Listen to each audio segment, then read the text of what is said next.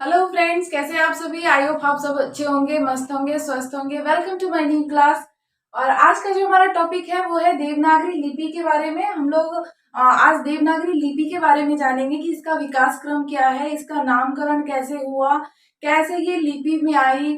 और इससे पहले वाले क्लास में मैंने जैसे आप लोग को बताया था कि हमारा जो नेक्स्ट टॉपिक रहेगा वो देवनागरी लिपि के बारे में रहेगा। तो आज मैंने आप लोग को बताऊंगी कि देवनागरी लिपि का विकास क्रम क्या है, देवनागरी लिपि का नामकरण कैसे पड़ा, इन सब के बारे में बताऊंगी। तो क्लास स्टार्ट करने से पहले मैं चाहती हूँ कि आप लोग इसका एक स्क्रीनशॉट ले ले, तो मैं आगे फिर आप लोग को बताऊंगी कि हमें क्या पढ़ना है देवनागरी लिपि में। तो चलिए आप लोग स्क्रीनशॉट ले लीजिए, उसके बाद हम लोग आगे देखते हैं।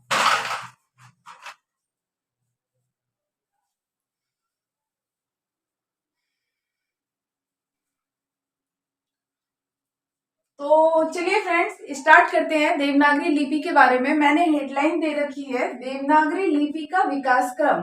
आज हम लोग देवनागरी लिपि के विकास क्रम के बारे में जानेंगे कि देवनागरी लिपि का विकास क्रम कैसे हुआ, देवनागरी लिपि का नामकरण कैसे पड़ा, इसके बारे में हम लोग जानेंगे।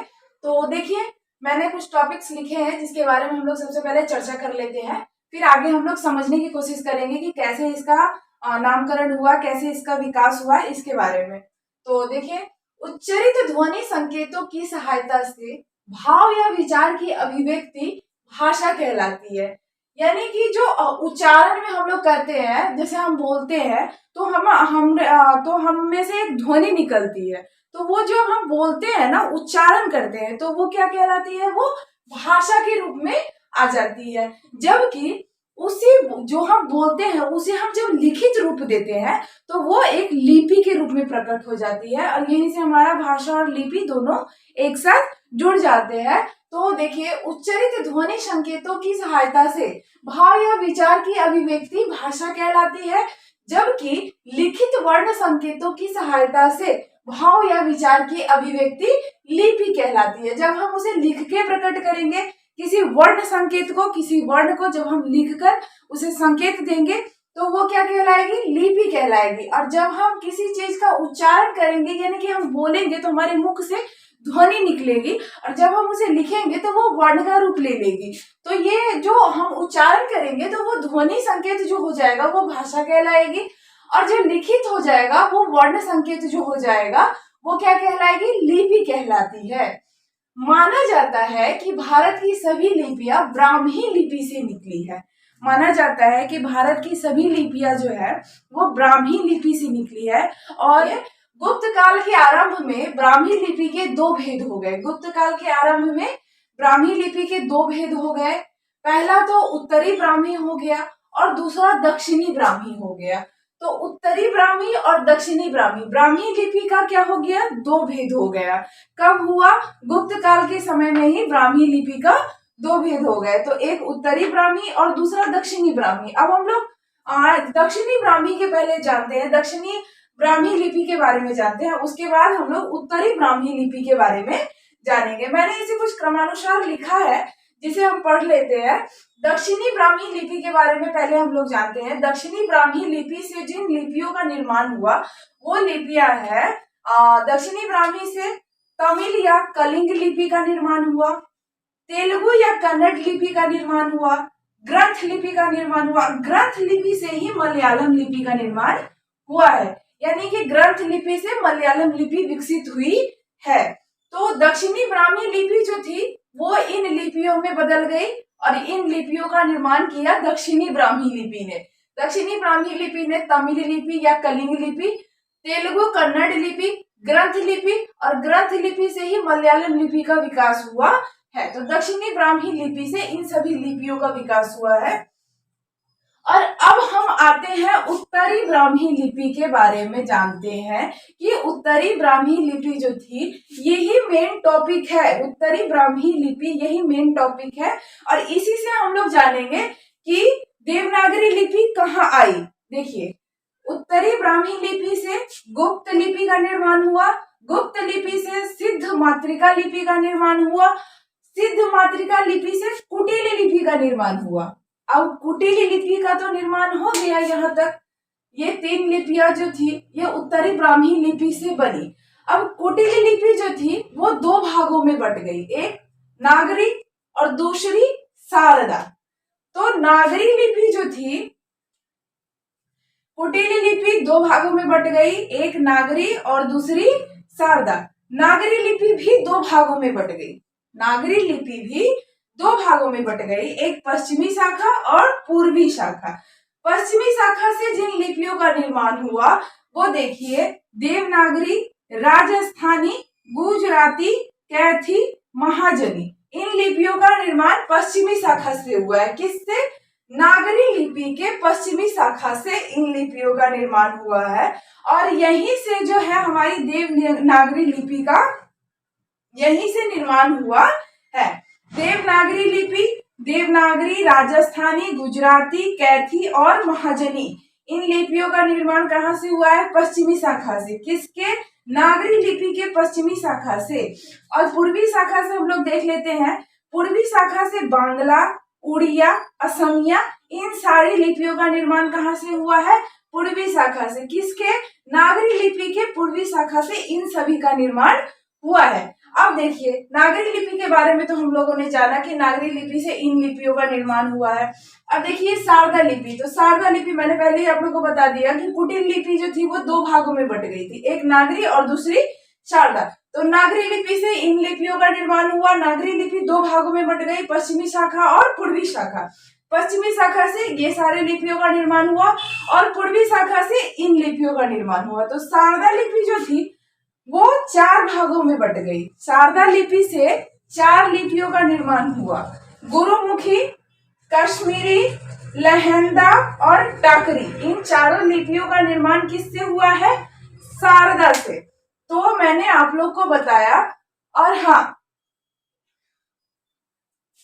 ब्राह्मी लिपि से ही देवनागरी लिपि का निर्माण माना जाता है।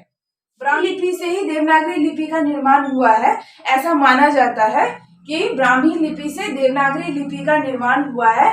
तो ये मैंने लिपियों के बारे में आप लोग को बताया। और लिपियों के बारे में मैंने बताया कि लिपि, देवनागरी लिपि का निर्माण विकास क्रम क्या है, ये सारे जानना जरूरी था। इसके लिए हमें इन चीजों को जानना जरूरी था। तो मैंने आप लोग को बताया उत्तरी ब्राह्मी लिपि के बारे में और दक्षिणी ब्राह्मी लिपि के बारे में। ब्राह्मी लिपि जो थी वो गुप्त काल के आरंभ में दो भेदों में बट गए। तो एक दक्षिणी ब्राह्मी लिपि और दूसरी उत्तरी ब्राह्मी लिपि। तो दक्षिणी ब्राह्मी लिपि से इन सारी लिपियों का निर्माण हुआ, उत्तरी ब्राह्मी लिपियों से इन सारे लिपियों का निर्माण हुआ है एक दूसरे से। और इसी में देवनागरी लिपि आती है। तो नागरी लिपि से देवनागरी लिपि का निर्माण हुआ है। अब हम लोग जानेंगे, क्योंकि हम लोग देवनागरी लिपि के ही बारे में जान रहे हैं, तो हम देवनागरी लिपि पे ही सीधे बातें करेंगे। तो अब हम लोग जानेंगे कि देवनागरी लिपि का जो है नामकरण पड़ा, इसमें कुछ। उसके बाद हम लोग जानेंगे कि देवनागरी लिपि को कैसे लिखा जाता है, कैसे उसका जो गुण है वो हम लोग जानेंगे कि देवनागरी लिपि के गुण क्या क्या है, इसके बारे में जानेंगे। और इसके नामकरण के बारे में जान लेते हैं कुछ। चलिए हम लोग जानते हैं इसके बारे में। और ये मैंने बताया आप लोग को, देवनागरी लिपि का जो विकास क्रम है उसके बारे में मैंने आप लोग को बताया। ये जानने के लिए हमें इतना जानना जरूरी था, तो इसीलिए मैं सबसे पहले आप लोग को बता देती हूँ कि एक स्क्रीनशॉट लेके रखा करिए, ताकि आप लोग को याद करने में, पूरा वीडियोस देखने में और याद करने में आप लोग को सहूलियत हो। तो चलिए हम लोग अब जानते हैं कि देवनागरी लिपि का जो नामकरण है वो कैसे हुआ, इसके बारे में हम लोग जानते हैं। तो इसके विकास क्रम के बारे में हम लोग जान चुके हैं। अब देवनागरी लिपि के नामकरण के बारे में हम लोग जानते हैं। तो चलिए स्टार्ट करते हैं।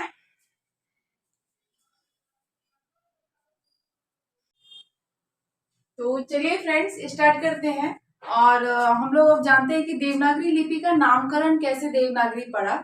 मैंने उस समय आप लोग को बताया कि ब्राह्मी लिपि के बारे में मैंने बताया। अब हम लोग जानेंगे कि ब्राह्मी लिपि से देवनागरी लिपि का विकास हुआ, ये भी मैंने बताया आप लोग को। देवनागरी लिपि का नामकरण के बारे में हम लोग जानते हैं कि देवनागरी लिपि का नामकरण कैसे पड़ा। तो देवनागरी लिपि के बारे में, देवनागरी लिपि का जो नामकरण है वो कैसे पड़ा। तो देवनागरी लिपि को लोकनागरी एवं हिंदी लिपि भी कहा जाता है। कुछ टॉपिक्स है जिसके बारे में हम लोग चर्चा कर लेते हैं। तो सबसे पहला टॉपिक है, सबसे पहला जो है वो है देवनागरी लिपि को लोकनागरी एवं हिंदी लिपि भी कहा जाता है। देवनागरी का संबंध ज्यादातर विद्वान गुजरात के नागर ब्राह्मणों से मानते हैं। उनका मानना है कि गुजरात में सर्वप्रथम प्रचलित होने की वजह से वहां के पंडित वर्ग अर्थात नागर ब्राह्मणों के नाम से इसे नागरी कहा गया। अपने अस्तित्व में आने के तुरंत बाद इसने देव भाषा संस्कृत को लिपिबद्ध किया, इसीलिए नागरी में देव शब्द जुड़कर देवनागरी बना। तो देवनागरी लिपि का संबंध ज्यादातर विद्वान गुजरात के नागर ब्राह्मणों से मानते हैं, यानी कि वहां पर सबसे पहले जो प्रचलन था ब्राह्मणों का वो नागर ब्राह्मणों का था। तो इसी पर माना जाता है कि देवनागरी का जो देवनागरी नामकरण हुआ वो नागर ब्राह्मणों से हुआ है। और संस्कृत भाषा को हम सभी जानते हैं कि देव भाषा भी कहा जाता है। तो वहीं से नागरी में देव शब्द जुड़कर देवनागरी बना। तो इस तरह से देवनागरी बनी और देवनागरी लिपि हम लोग जानते हैं। देवनागरी लिपि जो है, देवनागरी लिपि बाईं ओर से दाईं ओर लिखी जाती है, इस तरफ से इस तरफ की ओर लिखी जाती है, दाईं की तरफ लिखी जाती है। जबकि फारसी भाषा की लिपि यानी कि उर्दू, अरबी, फारसी भाषा की जो लिपि होती है वो दाईं ओर से बाईं ओर लिखी जाती है। फारसी भाषा की लिपि जो है वो जैसे कि उर्दू हो जाएगा, अरबी हो जाएगा, फारसी जो भी फारसी मतलब वो भाषा हो जाएंगे तो वो इस तरफ से ऐसे करके इधर हम लोग लिखते चलेंगे। लेकिन जो देवनागरी लिपि है ना वो इधर से ऐसे लिखी जाती है, बाईं ओर से दाईं ओर लिखी जाती है देवनागरी लिपि। और नागरी लिपि में प्रत्येक शब्द के ऊपर एक रेखा खींची होती है, जैसे कि आप देख रहे हैं यहाँ मैंने जो कुछ भी लिखा है उसके ऊपर मैंने एक लाइन खींची है। ये लाइन जो है, जितने भी लाइन आप देख रहे हैं, ये रेखा जो है, ये ही नागरी लिपि देवनागरी लिपि में प्रत्येक शब्द के ऊपर एक रेखा खींची जाती है, खींची होती है। कुछ वर्णों के ऊपर रेखा नहीं भी होती है, जिसे सिरोरेखा कहते हैं। ये जो रेखा है ना इसे क्या कहते हैं? सिरोरेखा कहते हैं। देवनागरी लिपि अक्षरात्मक लिपि है, आप लोग जान जाइए। देवनागरी लिपि जो है वो अक्षरात्मक लिपि है, यानी कि सिलेबिक स्क्रिप्ट है। देवनागरी लिपि क्या है? सिलेबिक स्क्रिप्ट है। जबकि अंग्रेजी भाषा की लिपि क्या है? रोमन लिपि है। अंग्रेजी भाषा की लिपि क्या है? रोमन लिपि। तो रोमन लिपि जो है वो वर्णात्मक लिपि है, यानी कि वो अल्फाबेटिक स्क्रिप्ट है। रोमन लिपि जो है वो वर्णात्मक लिपि है, यानी कि अल्फाबेटिक स्क्रिप्ट है।